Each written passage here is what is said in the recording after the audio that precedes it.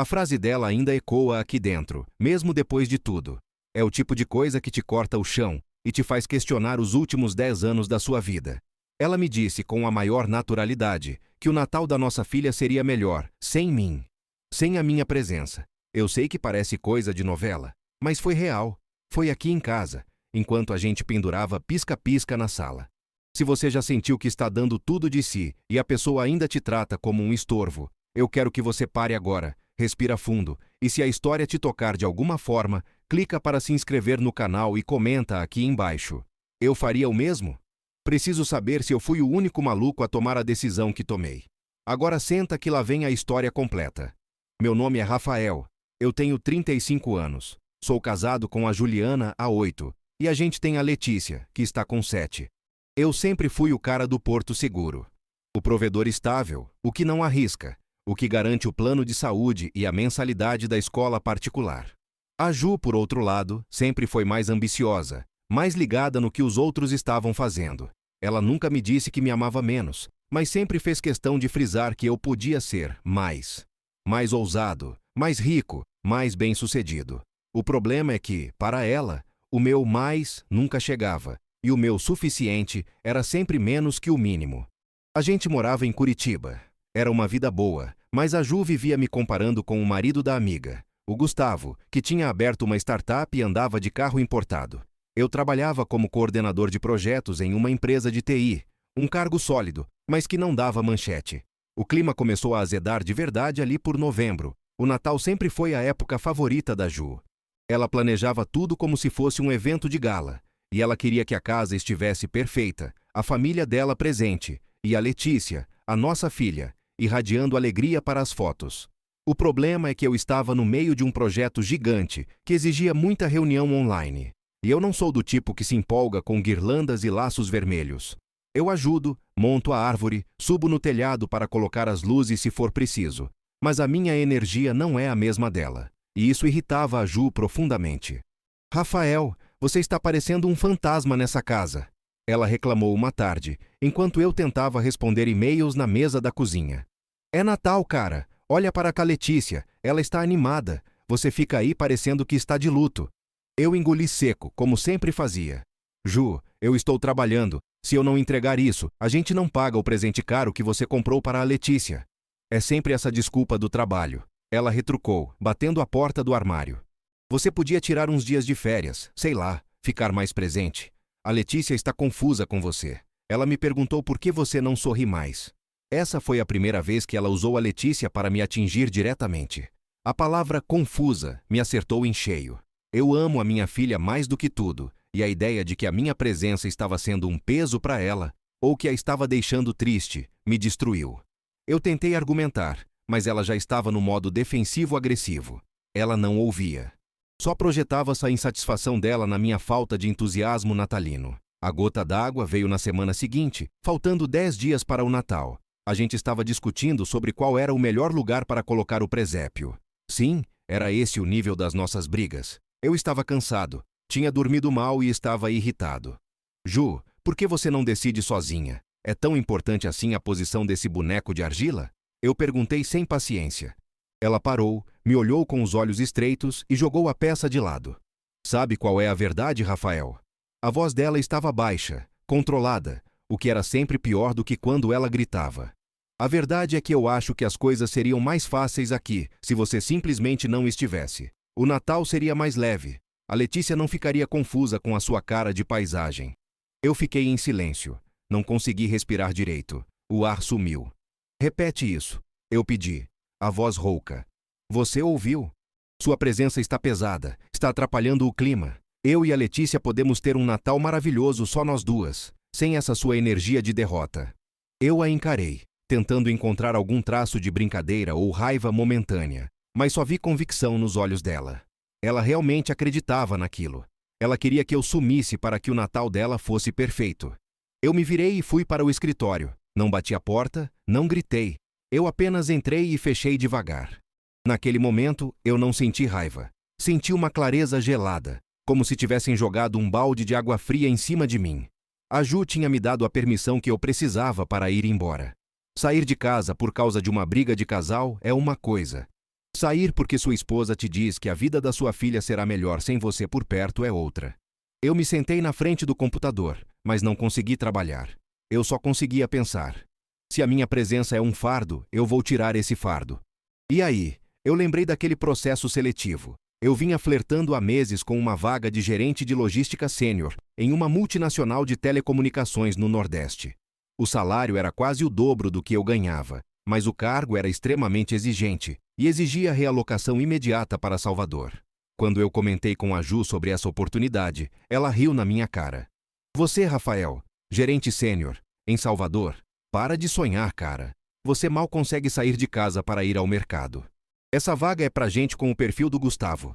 Aquela frase, dita com deboche, sempre me irritou, mas naquela noite ela se tornou um combustível. Eu peguei o telefone e liguei para o recrutador. Eu tinha feito a entrevista final há 3 semanas e estava esperando o retorno, mas já tinha aceitado que provavelmente não daria certo. Doutor Ricardo, sou o Rafael Menezes. Desculpa ligar tarde. Eu só queria saber se houve alguma atualização sobre a vaga em Salvador. Eu estou pronto para me mudar amanhã, se for preciso. O Ricardo ficou surpreso. Rafael, que bom que ligou. Estávamos fechando a proposta hoje. A gente estava com uma pulga atrás da orelha sobre a sua disponibilidade para realocação. Mas se você está pronto, a vaga é sua. A gente precisa de você aqui no dia 23, para começar o treinamento de integração. Dia 23, 2 dias antes do Natal. Eu olhei para o calendário. Eu tinha 4 dias para arrumar a minha vida e atravessar o país. Fechado, Ricardo, eu disse, sentindo uma adrenalina percorrer meu corpo. Pode mandar os documentos. Eu dou um jeito na minha vida aqui. Eu desliguei o telefone e senti as mãos tremerem. Eu tinha acabado de aceitar um cargo que a Ju dizia ser impossível, e eu ia deixar a casa em que ela me disse que a minha presença era tóxica. A partir daquele momento, eu entrei no modo operação silenciosa. Eu não falei com a Ju sobre o emprego. Não falei sobre a minha decisão. Eu me mantive calmo, fiz as minhas tarefas domésticas e de trabalho e observei a Ju se dedicar à perfeição do Natal. Ela estava mais feliz, mais leve, agora que eu estava quieto e invisível. Ela achava que tinha vencido a briga. Eu comecei a organizar tudo. E quando eu digo tudo, é tudo mesmo. Primeiro, a parte financeira. Eu tinha uma conta conjunta com a Ju, mas a maior parte dos investimentos e dos seguros estava no meu nome. Eu separei uma quantia substancial, transferi para a conta conjunta e criei uma nova conta digital só para mim, para onde o novo salário seria depositado. Eu paguei todas as contas que venceriam em janeiro. Deixei o cartão de crédito dela com o limite liberado. Minha intenção não era deixá-la na miséria, mas sim garantir que ela teria tranquilidade financeira. Depois, a parte burocrática. E foi aqui que eu agi com a precisão de um cirurgião. A Ju sempre foi desorganizada com documentos. Ela confiava em mim para cuidar de tudo que envolvesse cartório, banco ou papelada. O carro dela, um SUV que ela amava, estava no meu nome. O apartamento que a gente financiou estava no nome dos dois, mas a procuração para qualquer movimentação bancária importante, incluindo a renegociação da taxa de juros que ela estava querendo fazer no início do ano, só podia ser assinada por mim. Eu peguei todos os documentos importantes que ela poderia precisar, certidões, cópias de identidade, comprovantes de residência, e deixei em uma pasta azul, bem visível, na minha gaveta. Eu deixei um mapa claro de onde estava cada coisa, menos o que ela realmente precisaria para resolver os problemas grandes. A chave mestra de tudo era a procuração bancária e a assinatura do financiamento. Eu sabia que ela não ia conseguir fazer a renegociação sem a minha presença, ou, no mínimo, a minha assinatura autenticada. E eu sabia que ela só tentaria resolver isso depois do Natal, quando a poeira baixasse. No dia 22, eu liguei para a empresa onde eu trabalhava e pedi demissão. Foi rápido e profissional. Eu disse que tinha recebido uma proposta irrecusável que exigia realocação imediata. Naquela noite, a Ju estava exausta de tanto embrulhar presente. Ela nem percebeu que eu estava encaixotando as minhas coisas. Eu levei apenas o essencial: roupas, laptop e alguns documentos. Deixei meu armário vazio. A parte mais difícil foi a Letícia. Na manhã do dia 23, ela estava animada, falando sobre o Papai Noel. Eu a abracei demoradamente, cheirei o cabelo dela. Pai vai viajar por uns dias, tá, meu amor? Eu disse, tentando manter a voz firme. É trabalho. Mas eu te ligo todo dia, promete? Você vai voltar para o Natal. Ela perguntou com aqueles olhos enormes me encarando. Meu coração se partiu. Eu não podia mentir descaradamente, mas também não podia contar a verdade para uma criança de 7 anos. Eu não sei, filha, mas eu vou mandar uma surpresa muito grande para você, tá bom? E o Papai Noel já está a caminho. Eu dei um beijo nela, um beijo demorado, e ela correu para ver um desenho na TV. A Ju estava no banho. Eu tinha reservado um voo para Salvador no meio da manhã. Eu precisava sair logo. Eu escrevi um bilhete rápido, peguei um envelope, coloquei o bilhete e o deixei em cima da mesa da cozinha, ao lado da pasta azul de documentos que eu havia organizado. O bilhete era simples, sem raiva, sem acusações, apenas a constatação do que ela tinha dito. Juliana, você estava certa. Eu sou o peso que estava atrapalhando o clima de Natal.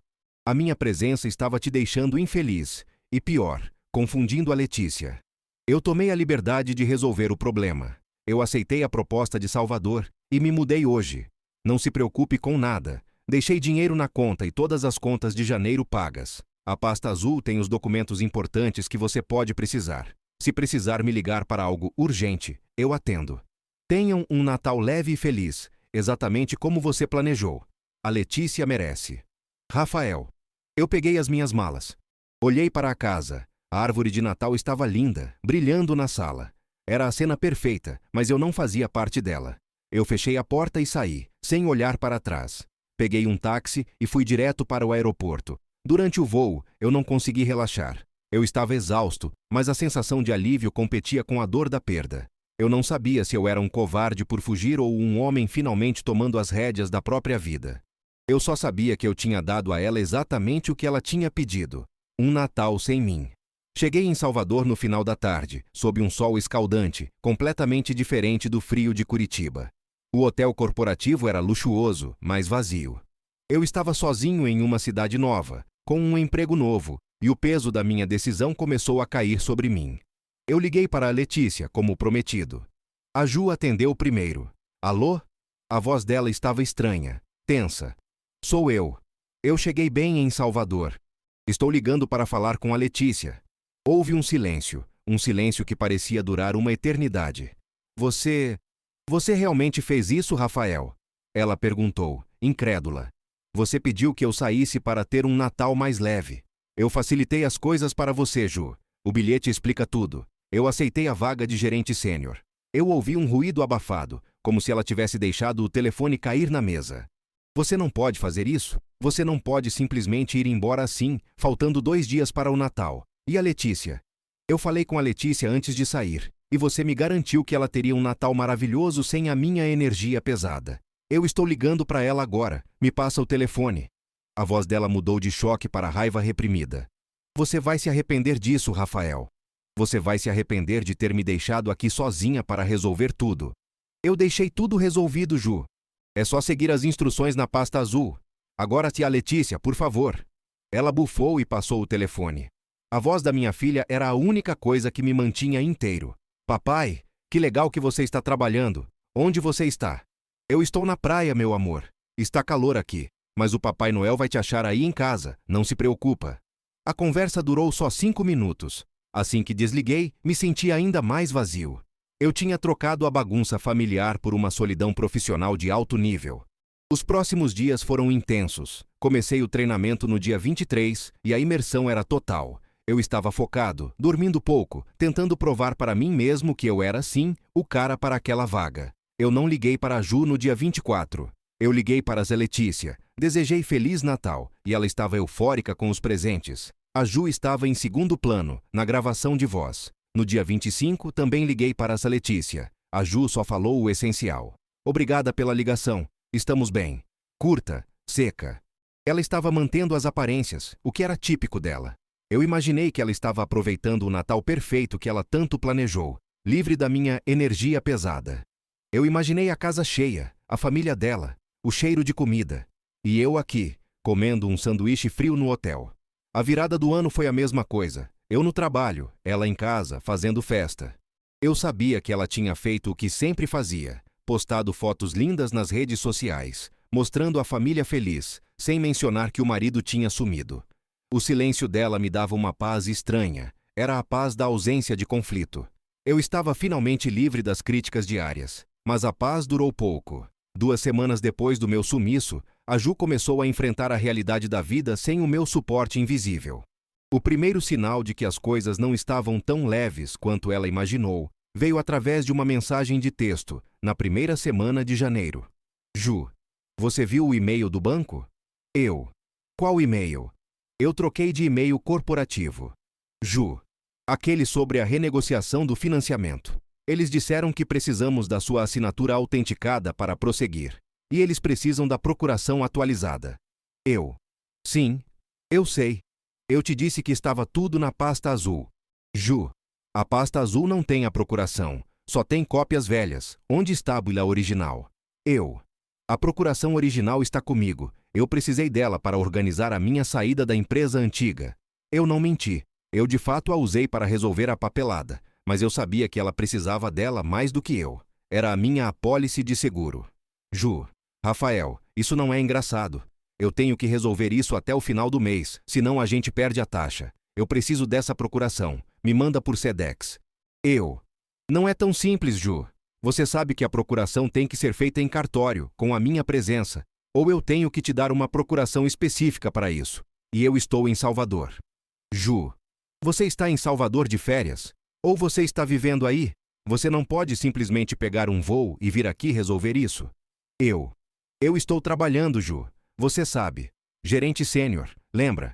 O cargo que você achava impossível.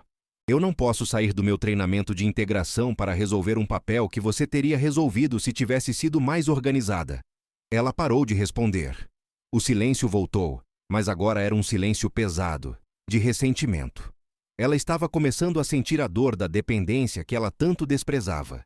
Ela dependia do meu nome, da minha assinatura e, ironicamente, da minha presença para manter a estabilidade que ela dava como garantida. O segundo problema surgiu uma semana depois, e esse foi mais sério. A Ju sempre usou o meu carro para ir trabalhar, porque o dela, o SUV que estava no meu nome, era mais caro e ficava mais parado na garagem. Mas o meu carro, um sedã mais velho, estava no limite da revisão. Ela me ligou, furiosa. Você não revisou o carro, Rafael. Ele parou no meio da Avenida Paraná. Eu tive que chamar o guincho. Ju, o carro está com 110 mil quilômetros. Eu te avisei em novembro que ele precisava de uma revisão grande. Você estava ocupada com o Papai Noel, eu lembro. E agora? Como eu vou para o trabalho? O meu carro está no seu nome e o seguro só autoriza a manutenção se você assinar a ordem de serviço da oficina. Eu suspirei. Eu sabia que o seguro era chato assim. Manda a ordem de serviço para o meu e-mail que eu imprimo, assino, autêntico e te mando por Sedex. Mas vai levar uns 3 dias. Até lá, pega um Uber, Ju. Um Uber? Você enlouqueceu? Eu não posso pegar Uber todo dia. E por que você colocou o meu carro no seu nome, afinal? Porque a gente comprou quando a gente estava com a conta conjunta recém-aberta. E era mais fácil assim, Ju. Você sempre soube. E você sempre disse que confiava que eu cuidaria dessas coisas chatas. Mas agora você se mudou. Você me deixou com 2 carros parados e um financiamento emperrado. Eu não te deixei, Ju. Você me mandou embora. Você disse que seria mais feliz sem a minha presença. Eu só cumpri a sua vontade. A voz dela começou a falhar, mas ela ainda estava brava demais para chorar. Ela desligou na minha cara. Eu podia sentir a pressão aumentando do lado dela. Ela estava perdendo o controle da vida que eu mantinha organizada nos bastidores. O Natal leve tinha acabado, e a realidade burocrática tinha chegado com tudo. Eu passei o dia pensando no que eu faria se ela realmente me pedisse para voltar. Eu tinha construído uma nova vida em Salvador em menos de um mês. Eu estava sendo valorizado no trabalho, o salário era excelente e a paz de espírito era impagável.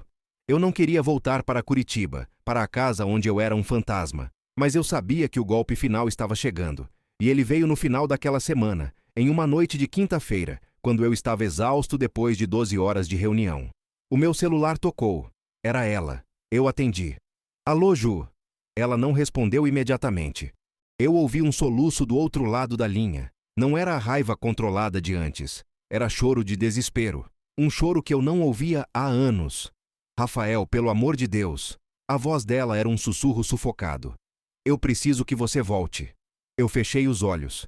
Eu sabia que isso aconteceria, mas ouvir a rendição dela doeu mais do que eu esperava. Por que você precisa que eu volte, Ju? Eu perguntei, a voz neutra. Eu não estou conseguindo resolver nada. O banco ligou hoje de novo, e eles disseram que se a gente não assinar a procuração até amanhã, a taxa de juros vai subir o dobro. E o carro? O carro da Letícia está na oficina, e eles não querem me dar o recibo sem a sua assinatura. Eu estou sem carro, sem conseguir resolver o financiamento, e a minha mãe está me pressionando sobre o Natal. Eu não aguento mais, Rafael. Ela estava desmoronando, não pela minha ausência emocional, mas pela ausência da minha função de resolvedor de problemas. Você me disse que o Natal seria melhor sem mim. Eu lembrei gentilmente. Você disse que eu confundia a nossa filha. Eu estava errada. Eu estava estressada, eu não pensei direito. Eu não sabia o quanto você fazia, Rafael. Eu achei que era fácil. Eu achei que a vida era só comprar laços e decorar a árvore. O desespero dela era real. Eu preciso de você aqui. Eu preciso da sua assinatura. Eu preciso que você me ajude. Volta para casa, por favor. Eu juro que eu nunca mais te critico. Eu juro que eu nunca mais te peço para ir embora. Eu me afastei do telefone, respirei fundo e olhei para a sua vista do meu apartamento novo, com o mar de Salvador lá embaixo. Ju, eu disse voltando ao telefone.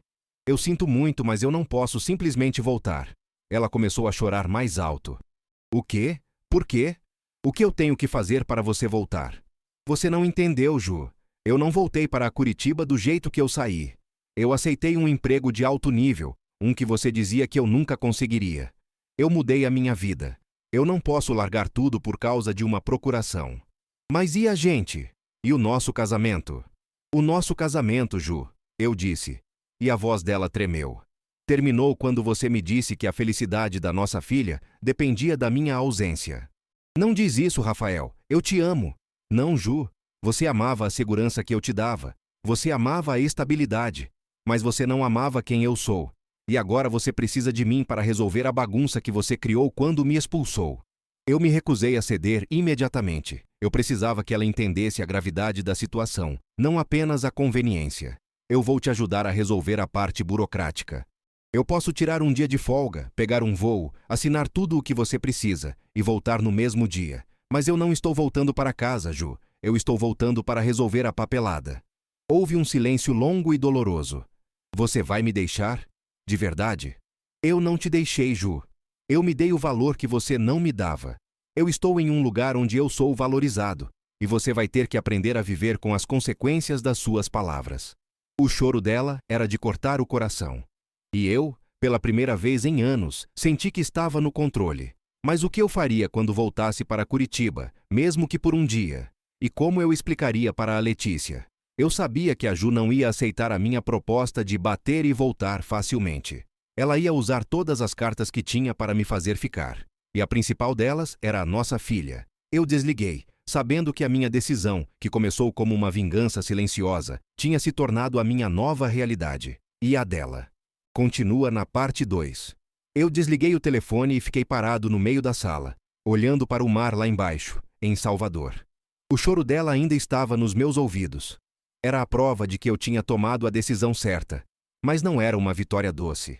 Era doloroso. Eu tinha destruído a vida que construí, mas eu tinha feito isso para salvar a mim mesmo. Eu sabia que não podia ceder ao desespero dela. Se eu voltasse agora, mesmo que por um dia, e dormisse naquela casa, ela veria isso como uma brecha, uma chance de me prender de novo na rotina de críticas e desvalorização. Eu tinha que ser cirúrgico. Eu iria lá, assinaria o que fosse preciso para proteger a Letícia e o nosso patrimônio e voltaria para a Bahia. Liguei para a Ju de volta na manhã seguinte, mantendo a voz profissional e distante. Eu organizei a viagem. Eu disse: vou pegar um voo na terça de manhã e volto na quarta. Eu consigo tirar a terça e a quarta-feira de folga aqui, mas é o máximo que posso fazer.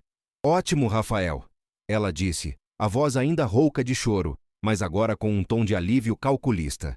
Você pode ficar em casa. A Letícia vai amar te ver. Não, eu cortei.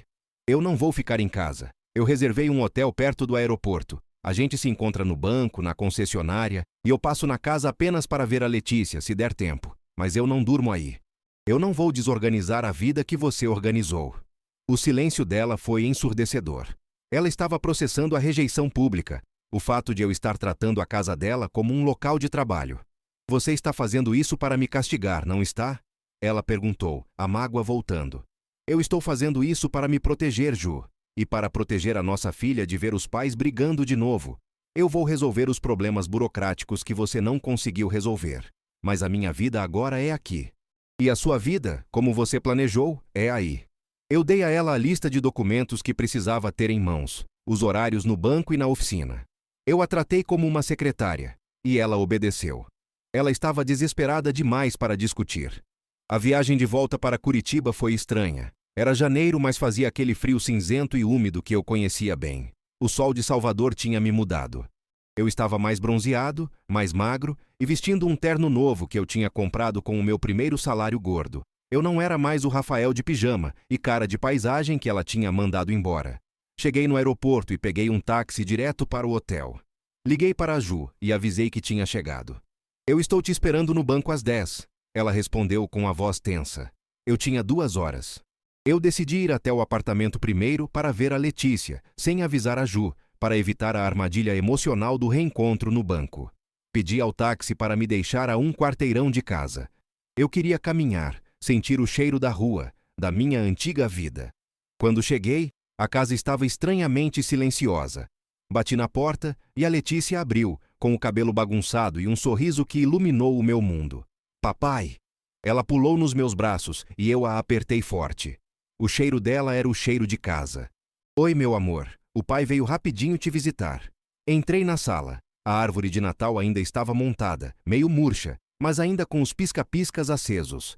A decoração perfeita que ela tinha planejado estava ali, como um monumento à briga que nos separou. A mamãe disse que você está muito ocupado, Letícia disse, me puxando para o sofá. Você gostou do presente que o Papai Noel te trouxe? Claro que gostei, filha. O que você ganhou de mais legal? A gente passou 20 minutos conversando sobre os presentes, a escola e o quanto ela sentia falta das minhas histórias de dormir. Eu evitei falar da Ju. Eu evitei falar de Salvador. Eu estava ali, totalmente presente para ela, o que era a minha forma silenciosa de provar que a Ju estava errada. A minha presença nunca a confundiu, e sim a preenchia. Eu ouvi o barulho do carro da Ju chegando na garagem. Ela tinha acabado de voltar do mercado, provavelmente. Eu me levantei. Eu tenho que ir agora, meu amor. O pai tem um compromisso de trabalho, mas eu te ligo amanhã, prometo. Tchau, papai. Volta logo, ela pediu, me dando outro abraço apertado. Quando a Ju entrou pela porta da cozinha, carregando sacolas, ela me viu na sala. Ela parou no meio do caminho. As sacolas caíram no chão com um baque surdo. Ela estava diferente, mais pálida, com olheiras profundas. O brilho de anfitriã perfeita tinha sumido completamente. Rafael? Ela disse meu nome como se não soubesse se eu era real. Oi, Ju. Eu só vim dar um beijo na Letícia. Eu tenho que ir agora. A gente se encontra no banco às 10. Ela soltou as sacolas e correu até mim, tentando me abraçar. Eu me afastei delicadamente. Não, Rafael. Por favor, não faça isso. Você não pode me tratar como uma estranha. Eu senti tanto a sua falta. Você sentiu falta da minha função, Ju. E eu sinto muito, mas eu não sou mais seu funcionário. Eu olhei para o chão, onde as sacolas de mercado estavam espalhadas. O presépio, aquele mesmo que causou a briga, estava jogado de lado, esquecido. Olha para essa casa, Ju. Ela está exatamente como você queria. Perfeita para o Natal. Mas o Natal acabou, e a vida real chegou. Eu sei que eu errei, Rafael. Eu fui horrível com você. Eu estava pressionada, estressada. O Gustavo, o carro dele, a pressão da minha mãe. Eu descontei em você. Me perdoa. Ela estava chorando de novo, mas desta vez era um choro mais controlado, mais focado em me convencer. Eu te perdoo, Ju, mas perdão não apaga o que aconteceu. Você me disse que eu era um estorvo para a nossa filha. Você me disse que a vida de vocês seria melhor sem a minha energia de derrota. Eu acreditei em você. E eu me mudei para um lugar onde a minha energia é valorizada. Você não pode me pedir para jogar isso fora. Mas e a Letícia? Você vai tirar o pai dela de perto dela por causa de uma briga? Eu senti a raiva subir na minha garganta. Não use a Letícia, Ju. Eu a amo, e eu não tirei o pai dela de perto dela. Eu a protegi de um pai que estava sendo destruído pela mãe dela, e que estava ficando amargo. Eu sou um pai melhor em Salvador, feliz e realizado, do que eu era em Curitiba, infeliz e fantasma. E a gente vai manter contato, videochamadas, visitas. Isso não está em discussão. Eu olhei no relógio. Eu tinha que ir. Eu vou para o banco. Traga todos os documentos que eu pedi. E por favor, sem cenas. A gente tem que ser profissional agora. Eu saí de casa e fui para o carro. Quando dei a partida, olhei pelo retrovisor. Ela estava parada na porta, me observando, com o rosto molhado. O encontro no banco foi tenso. O gerente, um cara que me conhecia há anos, ficou claramente constrangido. A Ju tentava fazer piadas e parecer casual, mas a mão dela tremia enquanto ela me passava os papéis. Eu entrei na sala de reunião, assinei a procuração, assinei a renegociação do financiamento, garantindo que a taxa de juros não subiria. Eu fiz tudo com uma eficiência fria. Não perguntei sobre a vida dela, não perguntei sobre o trabalho dela. Quando terminamos, o gerente nos deu os parabéns pela resolução rápida e a Ju tentou puxar assunto. A gente podia almoçar, né, Rafael? Para conversar com calma. Não, Ju, eu tenho a oficina do carro agora. E depois, eu tenho uma reunião online com a minha equipe em Salvador. Eu tinha mentido sobre a reunião, mas precisava de uma desculpa. Fomos para a concessionária. O mecânico me explicou o problema do meu sedã, e eu assinei a ordem de serviço. Eu também assinei a autorização para a revisão do SUV dela, que estava no meu nome. Você vai deixar os carros no seu nome? Ela perguntou, enquanto eu assinava o último papel. Por enquanto, sim. Quando a gente resolver o divórcio, a gente decide o que fazer com os bens. Mas eu não vou deixar você sem carro, Ju. Eu não sou um monstro. Divórcio? Você está falando sério sobre divórcio? Ela ficou chocada. Ela achava que eu estava apenas dando uma lição nela. Eu estou falando sério, Ju. Você me deu a chance de mudar de vida, e eu agarrei. Eu não vou voltar para o que éramos. Eu estou feliz agora. E a felicidade não tem preço. A gente se separou no estacionamento da concessionária. Eu voltei para o hotel, exausto, mas com a sensação de missão cumprida. Eu tinha resolvido os problemas dela, mas não tinha resolvido a minha vida com ela. Naquela noite, ela me ligou de novo, mas não estava mais chorando de desespero burocrático. Estava chorando de pânico real. Eu não sei o que fazer, Rafael. Eu não sei como ser solteira. Eu não sei como criar a Letícia sozinha. Eu dependo de você. Você não depende de mim, Ju. Você depende da estabilidade que eu te dava. E você pode reconstruir isso. Você é inteligente, você tem um bom emprego. Você só precisa parar de se comparar com o Gustavo e começar a construir a sua própria realidade. Mas eu não queria o divórcio. Eu só queria que você fosse mais assertivo, mais ousado. E eu fui ousado, Ju. Eu fui para Salvador. Eu me tornei o gerente sênior que você achava impossível. Mas eu fiz isso por mim, não por você. E agora que eu sou quem você queria, eu percebi que não quero mais você. Essa frase a atingiu com força. Ela ficou em silêncio por um longo tempo. Você vai me deixar sem nada? Ela perguntou a voz baixa. Eu vou te deixar com a casa, Ju. Eu vou te dar a maior parte dos bens, pela Letícia. Eu vou pagar uma pensão generosa, para que você não tenha que se preocupar. Eu só quero a minha liberdade e a garantia de que vou poder ver a Letícia sempre que eu quiser, sem interferência. Eu estava propondo um divórcio amigável, mas financeiramente favorável a ela. Eu queria a paz, não a guerra. Eu não preciso do seu dinheiro, Rafael. Eu preciso de você. Ela tentou inverter a situação, transformando a dependência financeira em amor. Não, Ju. Você precisa de um marido que você possa controlar. E eu não sou mais esse homem. E eu preciso de uma parceira que me veja, não a minha função. E você nunca foi essa parceira. Eu dei a ela o nome do meu advogado. Disse que ele entraria em contato para formalizar os termos. Pensa bem, Rafael. Pelo menos fica mais um dia. A gente pode tentar conversar com a Letícia junta. Ela vai ficar devastada. Eu já pensei. E eu vou voltar amanhã para Salvador. Eu vou ligar para essa Letícia todos os dias. E eu vou explicar a ela, no momento certo, que o papai precisa ser feliz para fazê-la feliz. E que a mamãe e o papai não combinam mais. Eu desliguei. Senti um peso enorme sair dos meus ombros. Eu tinha voltado, resolvido o que precisava e reafirmado a minha nova vida. Na manhã seguinte, eu peguei o voo de volta. O sol de Salvador me recebeu como um abraço. Eu estava de volta ao meu novo lar, com a certeza de que a minha decisão, embora dolorosa, era a única que me permitiria respirar de novo. Eu passei as semanas seguintes mergulhado no trabalho. As conversas com a Ju se tornaram estritamente sobre a Letícia, ou sobre os documentos do divórcio, intermediadas pelos advogados. Ela ainda tentava, de vez em quando, usar a emoção para me puxar de volta, mas eu permanecia firme. Você não pode fazer isso comigo, Rafael. Eu estou sozinha. Ela me ligou uma noite. Você está sozinha porque você me expulsou, Ju. Eu estou a 3.000 quilômetros de distância, construindo a vida que você me disse que eu nunca teria. Você não está mais no centro do meu universo, e você vai ter que se acostumar com isso. O silêncio dela era agora de aceitação resignada. Ela tinha perdido o jogo, e ela sabia.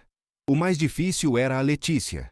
Eu fazia videochamadas diárias, mandava presentes, contava histórias. Mas a distância era real. Eu sabia que a minha ausência do dia a dia era um preço alto, mas eu estava convencido de que um pai presente, mas miserável, era pior do que um pai ausente, mas realizado. Um mês depois do meu retorno a Salvador, a Ju me ligou com uma notícia que me pegou de surpresa. Ela estava vendendo o SUV que estava no meu nome. Eu não posso manter 2 carros, Rafael. E eu preciso de um carro menor, mais fácil de dirigir na cidade. Eu já achei um comprador, mas preciso da sua assinatura na transferência do Duty. Eu concordei em assinar e enviar o documento. Ela estava começando a se mover, a tomar decisões, a ser a provedora que ela tanto admirava no marido da amiga. Ela estava aprendendo a ser independente, forçada pela minha ausência. Você está bem, Ju? Perguntei, surpreendentemente. Estou sobrevivendo. Estou cansada, mas estou resolvendo as coisas. Ela fez uma pausa. Eu sinto falta de quando a gente não brigava por causa do presépio. Eu também sinto falta de quando você me via, Ju. Eu te vejo agora, Rafael. Você é forte, mais forte do que eu. Era a primeira vez que ela me dava crédito, não por uma função, mas pela minha força de caráter. Mas esse reconhecimento veio tarde demais. Eu enviei o Duty assinado e o SUV foi vendido.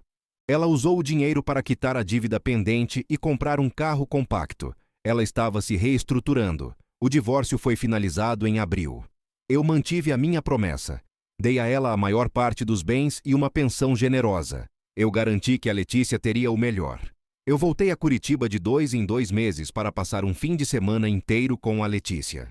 Eu ficava no mesmo hotel e passava o tempo todo com ela, levando-a para parques, museus e comprando todos os doces que a Ju não deixava. A Ju, por sua vez, estava se adaptando. Ela tinha voltado a estudar, estava mais focada na carreira e parecia, ironicamente, mais leve. Ela tinha o Natal perfeito que queria, mas percebeu que a vida perfeita exigia mais do que laços vermelhos e pisca-piscas. Exigia trabalho duro, burocracia e, acima de tudo, respeito. No meio do ano, em julho, a Letícia veio passar as férias de inverno comigo em Salvador. A Ju me ligou para confirmar o voo e a gente conversou por mais tempo do que o normal. Eu sei que eu não te agradeci direito, Rafael, ela disse. Pelo divórcio amigável, pela pensão. Você facilitou a minha vida, mesmo depois de eu ter sido tão cruel. Eu fiz o que era certo para a Letícia, Ju, e o que era certo para mim. Eu sei, e eu percebi uma coisa. Você estava certo o tempo todo. Você não era o peso. Eu era o peso. Eu estava te segurando na mediocridade porque eu tinha medo de você crescer e me deixar. E quando você cresceu e me deixou, eu tive que crescer também. Aquela honestidade me desarmei. Eu não esperava por isso. Eu espero que você seja muito feliz, Rafael. Você merece. Você também, Ju. Você também merece ser feliz. Desliguei o telefone e me preparei para buscar a minha filha no aeroporto. Eu estava em paz. Eu tinha trocado a estabilidade falsa pelo sucesso real e pela paz de espírito. Eu tinha perdido a minha esposa, mas tinha recuperado o meu valor. E o Natal, o maldito Natal que começou tudo, nunca mais seria a mesma coisa para mim. Eu entendi que, às vezes, a melhor forma de amar alguém, inclusive a si mesmo, é dando o que eles pedem. A sua ausência, para que ambos possam respirar e ver as coisas com clareza. E a clareza, no meu caso, estava a milhas de distância, sob o sol de Salvador. Continua na parte 3. Aquelas férias de julho da Letícia em Salvador foram o divisor de águas de verdade. Não a briga do Natal, nem o divórcio, mas ver a minha filha livre e feliz, correndo na areia, me chamando para brincar, sem a tensão que pairava na casa de Curitiba. Ela amou a Bahia. Ela me amou ali, realizado, de bermuda e camisa leve, não mais de terno apertado. Quando ela voltou para casa, a Ju me ligou. Não era sobre papelada. Era sobre a Letícia. Ela não para de falar do mar, Rafael. Ela disse que você está mais divertido, mais leve. A voz da Ju estava sincera. Não havia inveja, apenas constatação. Eu estou leve, Ju. Eu tirei o peso que você colocou em mim. Eu sei, e eu sinto muito por isso. Eu estou tentando ser mais leve também. A gente começou a desenvolver uma trégua que se tornou uma amizade estranha, baseada no respeito mútuo e na prioridade pela Letícia. Ela parou de me ligar para lamentar o divórcio e começou a ligar para falar sobre o boletim da nossa filha, ou para pedir conselhos sobre investimentos, tratando-me com a competência que ela sempre exigiu, mas nunca reconheceu. O tempo voou. Eu estava completamente imerso no meu trabalho. A empresa era exigente, mas a valorização era constante.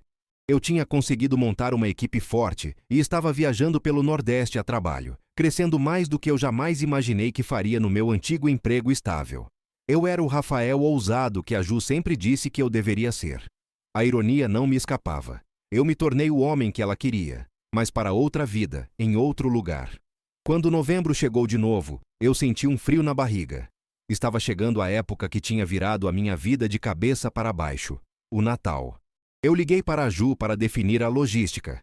O acordo era que a Letícia passaria o Natal com um de nós e o Ano Novo com o outro, alternando anualmente. Neste primeiro ano pós-separação, o Natal era dela. Ju, como vamos fazer com a Letícia no Natal? Eu perguntei. Bom, o Natal é aqui, em Curitiba. Minha família vem, como sempre. Ela respondeu sem o entusiasmo febril do ano anterior. Eu entendi, mas eu queria muito que a Letícia passasse o Natal comigo. É a primeira vez que eu estou realmente livre. Eu posso ir para Curitiba, se for o caso. Mas seria melhor se ela viesse para cá. Ela hesitou. Para Salvador? Para passar o Natal? Mas é tão diferente. Sim, é diferente, Ju. É quente, tem praia. E eu vou montar uma árvore de Natal aqui. Eu quero mostrar a ela que o Natal não precisa ser só a decoração perfeita. Pode ser sobre a gente, sobre a família, mesmo que a família seja só o pai e a filha por um tempo. Eu podia sentir a Ju processando a ideia. O Natal era o território dela, a performance dela. Ceder a Letícia para passar a data comigo, longe da perfeição que ela tanto buscava, era um sinal de que ela realmente tinha mudado. Tudo bem, Rafael. Ela disse para com a minha surpresa. Eu acho que ela vai amar o Natal na praia. Eu vou passar o Ano Novo com ela aqui, mas você tem que prometer que vai me mandar fotos. Prometido. Eu desliguei o telefone com um sorriso bobo. Eu não só estava livre do Natal opressor dela, como eu ia criar a minha própria versão da festa com a minha filha, no lugar onde eu me reencontrei. A chegada da Letícia no dia 22 de dezembro foi a coisa mais emocionante daquele ano. Ela estava mais velha, mais madura, mas ainda me abraçava com a mesma força. Papai, Natal na praia é muito legal, mas o Papai Noel sabe onde é o seu apartamento? Ela perguntou preocupada. Claro que sabe, filha. Papai Noel tem um GPS muito bom. Ele vai achar a gente. Eu fiz questão de decorar o apartamento, não com a ostentação da Ju, mas com carinho. Compramos um pinheiro pequeno, colocamos luzes azuis e prateadas, penduramos bolas que a Letícia decorou. O apartamento cheirava a mar e a pinheiro artificial. Era o nosso Natal. Na véspera de Natal, dia 24, estávamos na praia. O sol estava se pondo, dourando o mar. A Letícia estava construindo um castelo de areia e eu estava sentado ao lado dela, observando. Eu senti uma paz profunda. Um ano antes, eu estava fugindo, me sentindo um covarde e um fantasma. Agora, eu estava aqui, presente de verdade, não apenas fisicamente, mas mentalmente. Liguei para a Ju de noite. Feliz Natal, Ju. Está tudo ótimo aqui. A Letícia está terminando de montar a árvore. Feliz Natal, Rafael. Fico feliz por vocês. A casa está cheia aqui, como sempre. Mas está faltando alguma coisa, sabe? O quê? A pressão. A necessidade de provar que é perfeito. Eu fiz o jantar, a família está aqui, mas eu não estou exausta. Eu não estou brigando com ninguém por causa de bonecos de argila. Eu estou... Calma. Que bom, Ju. Você merece. Você também. Eu sei que foi doloroso, mas você me fez um favor quando você foi embora. Você me forçou a ser a pessoa que eu fingia ser. E eu percebi que a minha felicidade não dependia de você ser o Gustavo. Dependia de eu ser a Juliana. O reconhecimento total, sem reservas, finalmente chegou. Não foi um pedido de volta, não foi uma manipulação. Foi a aceitação honesta de que a minha ausência tinha sido necessária para o crescimento dela. Eu fico feliz que a gente tenha chegado nesse ponto, Ju. Eu também. Agora passa a Letícia. Eu quero dar um beijo de Feliz Natal nela. A gente conversou por mais um tempo. A Letícia estava radiante, falando sobre o Papai Noel que viria de avião para Salvador.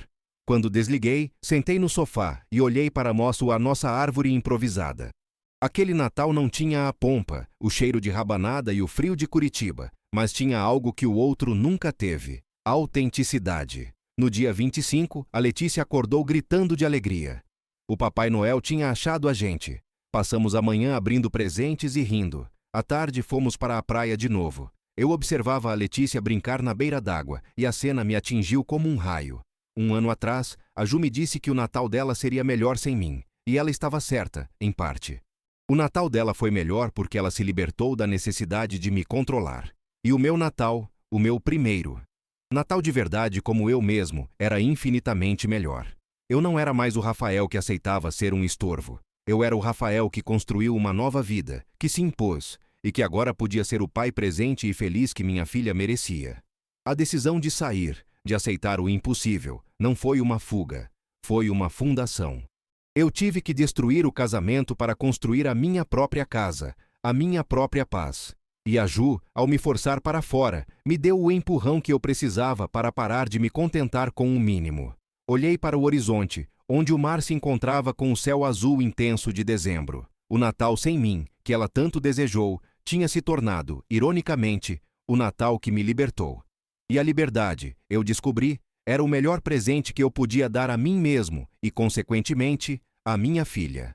Aquele ano novo que se aproximava seria o começo de uma nova história, onde a minha presença era valorizada, onde eu estava inteiro e onde a única confusão que existia era a alegria da minha filha correndo no sol da Bahia. E era uma confusão que eu abraçava com todo o meu coração.